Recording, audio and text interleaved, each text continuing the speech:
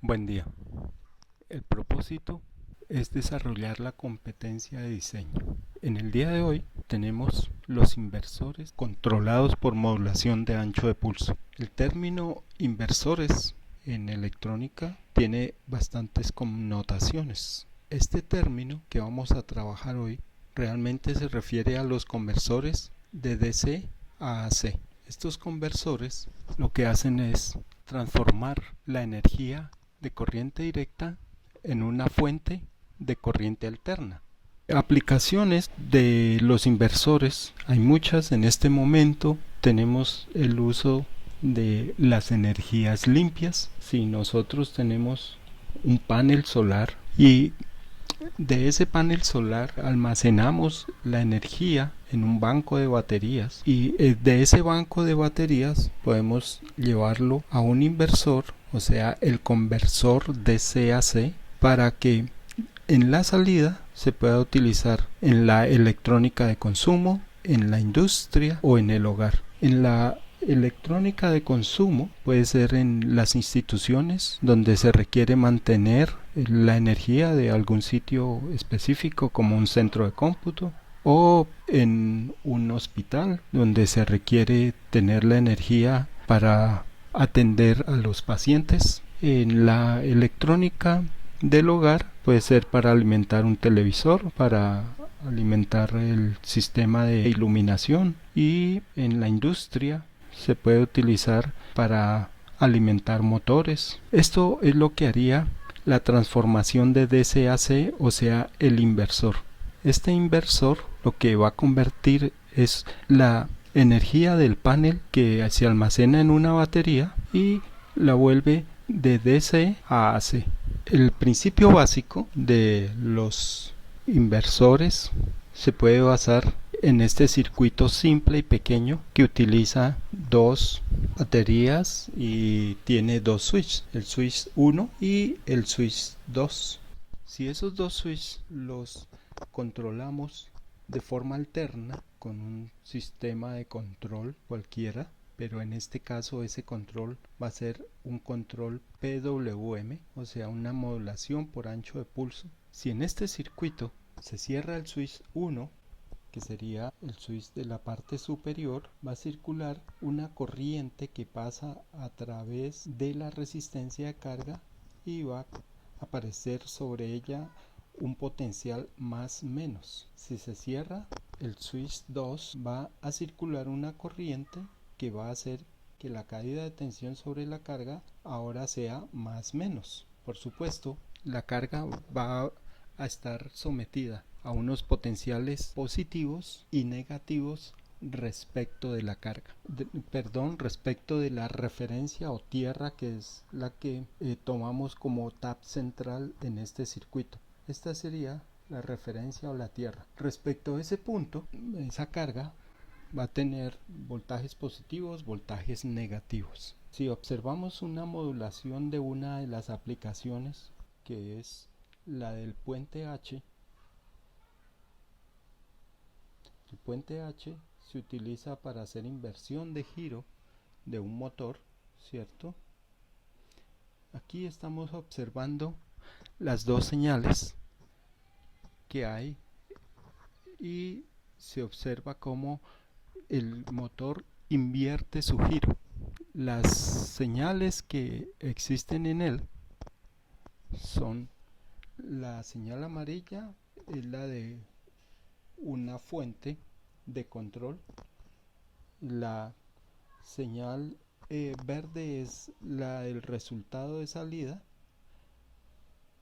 y esta nueva señal que vamos a introducir, la señal azul, es la otra señal de la otra fuente, y la fuente amarilla y la fuente azul están desfasadas 180 grados. Y haciendo un stop de esas señales, la aplicación del puente H realmente sería la misma aplicación que tendríamos para diseñar un inversor.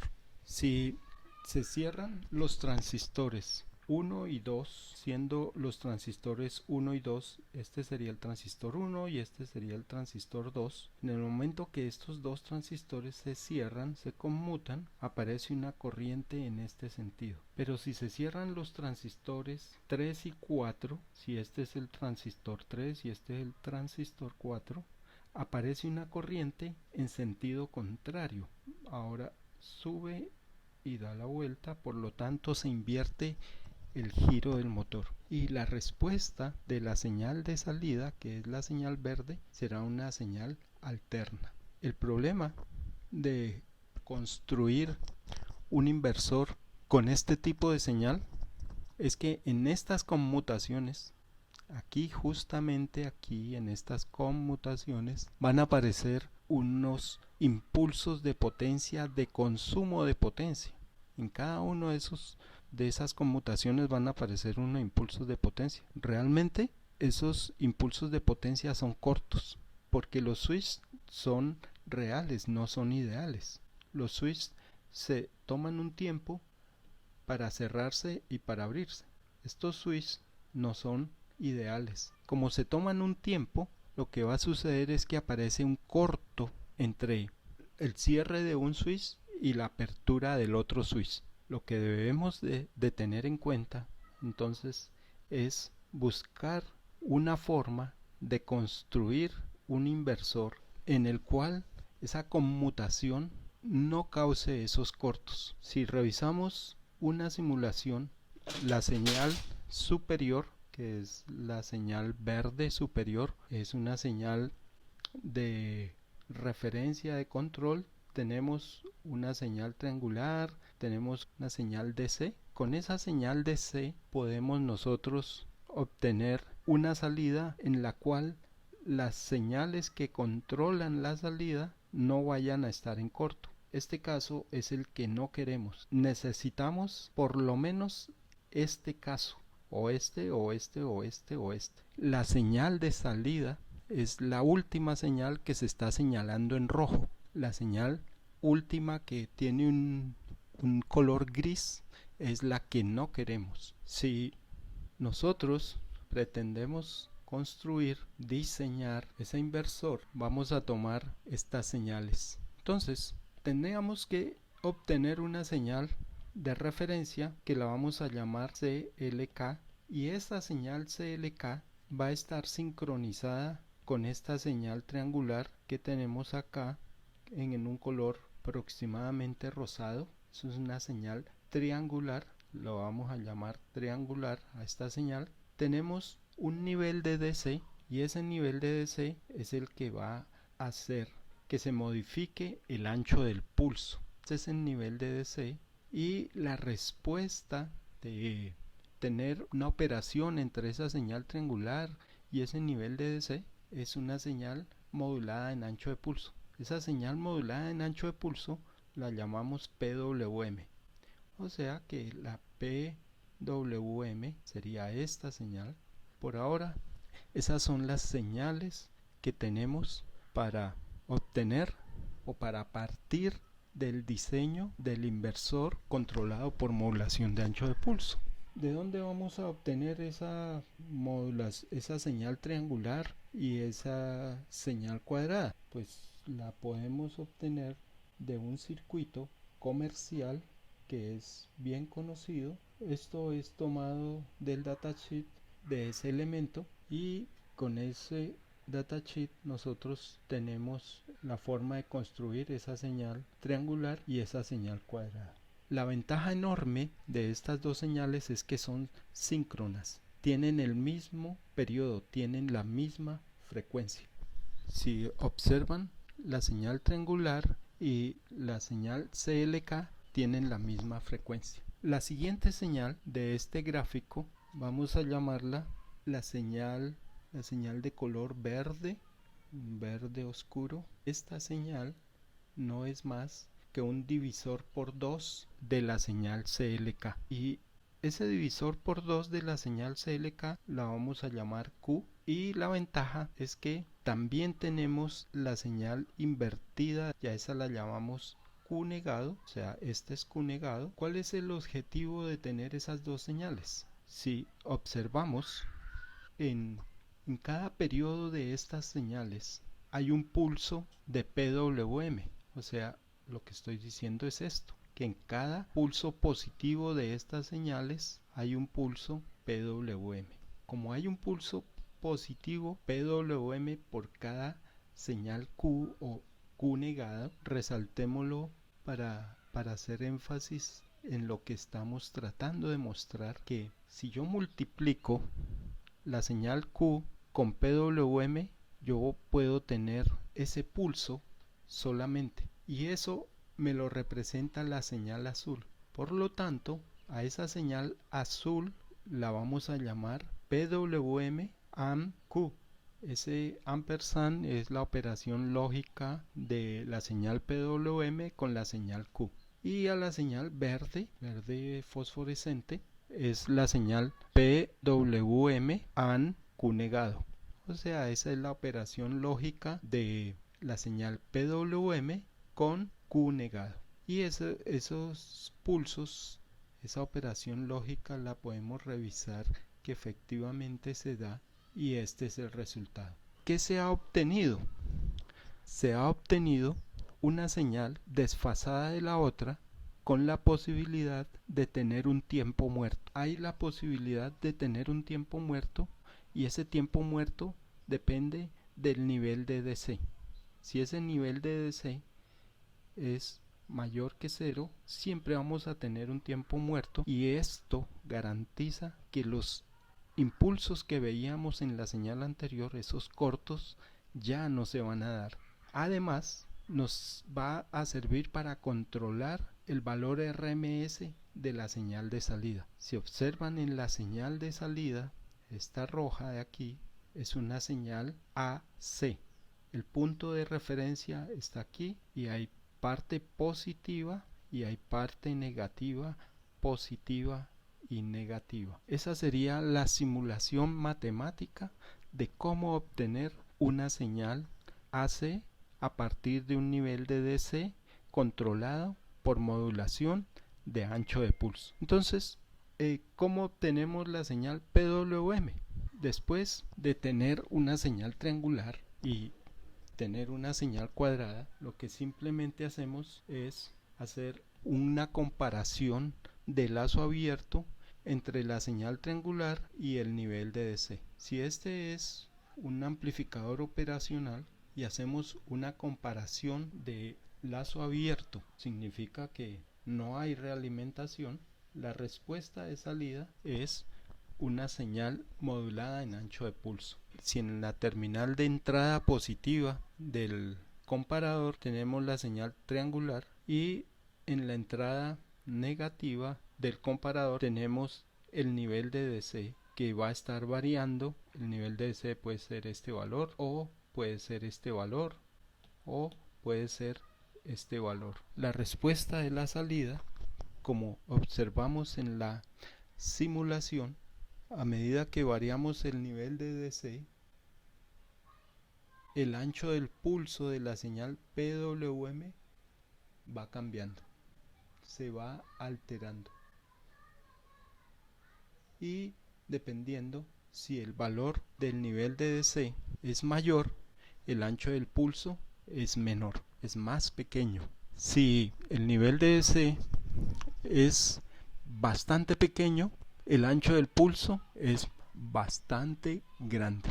Esto significa que si el nivel de DC aumenta, el valor RMS de la señal de salida disminuye, y si el valor DC disminuye, el valor RMS de la señal de salida aumenta, lo cual es óptimo para hacer el control. Por lo tanto, la señal que se debe realimentar desde la salida hacia la entrada es el nivel de DC, que es un equivalente del valor RMS de la señal de salida.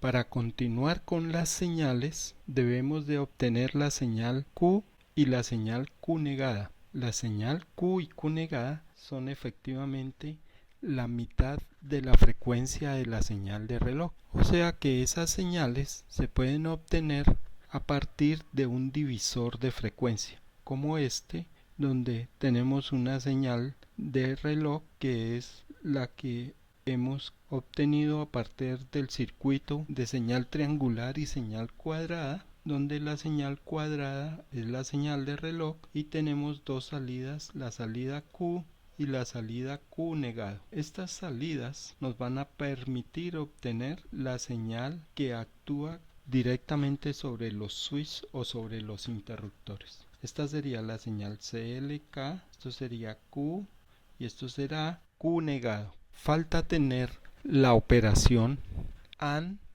de PWM con Q y PWM con Q negado. Simplemente se tiene la operación AND de esas dos señales, PWM con Q y PWM con Q negado. La señal PWM AND Q y PWM AND Q negado. Y estas serían las dos señales de control del inversor, y estas serían las señales SW1 y SW2 que van a controlar los switches del inversor. Falta manejar lo del tiempo muerto, porque si el nivel de DC es 0, debe haber un pequeño nivel de DC, diferente de la señal de control, que es la que vamos a traer como equivalente del valor RMS de la señal de salida. Por lo tanto, tenemos que sumar ese pequeño nivel de DC con el nivel de DC equivalente al valor RMS de la señal de salida. Y el circuito completo sería este. Ese pequeño valor que va a controlar el tiempo muerto simplemente se puede hacer como un pequeño valor que cuando se encienda el circuito aparezca un nivel de DC pequeño y efectivamente la señal que llega como nivel de DC no es 0 porque el circuito esté apagado. Lo otro que debemos de aclarar en esta simulación que se hizo es que esto equivale a un solo dispositivo. Es un optotransistor 2N35. Obviamente en el simulador no lo tiene, entonces estoy aclarando que no es todo esos tres elementos, sino efectivamente es un solo elemento. El sumador, para obtener la suma del pequeño nivel de DC más el nivel de DC que proviene de la salida, o sea que la salida es esta de acá, nosotros rectificamos esa salida y lo que se obtiene en este punto, ¿sí?, es un equivalente DC de la señal AC de salida. Dependiendo del valor, si aumenta el valor RMS, aumenta el nivel de DC. Si aumenta el nivel de DC, habrá mayor iluminación sobre la base del transistor, entra en mayor conducción y por lo tanto hay una mayor caída de tensión en este punto. Por el contrario, si disminuye el valor RMS, disminuye el nivel de DC y hay una menor caída de tensión, como el nivel de DC que va a ser el control PWM del inversor. Realmente se pueden utilizar MOSFET o se pueden usar IGBTs o cualquier otro tipo de switch. En este circuito es importante resaltar el aislamiento galvánico que hay entre la señal de alta tensión, que es la señal de salida, y la señal de baja tensión, que es la señal de la fuente. También es importante resaltar el aislamiento óptico entre la señal de realimentación que equivale al nivel de DC, que es equivalente al valor RMS de la señal de salida, y el circuito de control, que es el circuito que está en esta parte.